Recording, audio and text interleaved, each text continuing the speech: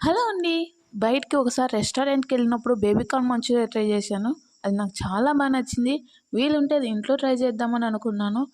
మోర్‌కెళ్ళినప్పుడు అక్కడ baby corn కనిపించింటే try చేద్దామని తీసుకొనొచ్చాను.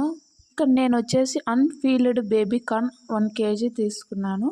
అది ఇక్కడ ఇట్లా చిన్న చిన్న పీసెస్‌గా కట్ చేసుకొని అందులోకి కొంచెం కారం, సాల్ట్, 2 టేబుల్ స్పూన్ మైదా, 1 table spoon cornflour, 1 table spoon బియ్యపిండి తీసుకొని అన్నీ మిక్స్ అయ్యే విధంగా అట్లా కలుపుకొని కట్ చేసుకున్న బేబీ కార్న్ని 60% అట్లా ఉడికించుకున్న తర్వాత అట్లా ముందుగా కలిపి పెట్టుకున్న పిండిలో వేసి అట్లా మిక్స్ చేసుకోవాలి.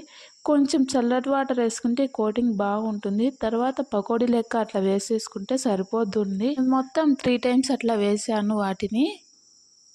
గోల్డెన్ బ్రౌన్ కలర్ వచ్చేంత వరకు అట్లనే ఉంచాలి. వేసిన వెంటనే కలపద్దండి, అన్నీ అతుక్కుంటాయి.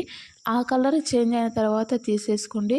తర్వాత ఇందులో ఆయిల్ వేసి కొంచెం గార్లిక్ చాప్ చేసుకొని ఆనియన్స్, చిల్లీ వేసుకొని కొంచెం బ్రౌన్ కలర్ వచ్చే విధంగా వేయించేసుకోవాలి. నేను ఒక వీడియోలో మెన్షన్ చేసిన సాసెస్ యూజ్ చేయనని, కానీ ఈ రెసిపీ కోసం అదే పనిగా తీసుకొని వచ్చాను. నేను ఇది అందుకే చిన్న ప్యాకెట్లు మాత్రమే తీసుకొచ్చాను, ఓన్లీ ఈ రెసిపీ కోసమని మాత్రమే.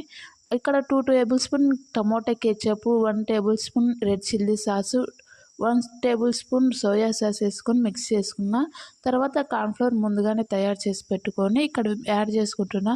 కొంచెం వాటర్ తగ్గినాయి అనిపించింది, మళ్ళీ వాటర్ యాడ్ చేశాను. ఇక్కడ నేను వెనిగర్ యూజ్ చేయలేదు. వెనిగర్ బదులు నేను కొంచెం టేస్టింగ్ సాల్ట్ అనేది యూజ్ చేశాను. అందులో పించ్ ఆఫ్ షుగర్ వేసుకుంటే ఇంకా టేస్ట్ అనేది ఎన్హాన్స్ అవుతుంది. తర్వాత వేయించుకున్న వాటిని ఇందులో మిక్స్ చేసుకుంటే అంతే అయిపోతుంది. ఫైనల్ టచ్ అనేది కొత్తిమీరతో గార్నిష్ చేసుకుంటే సూపర్గా ఉంటుంది.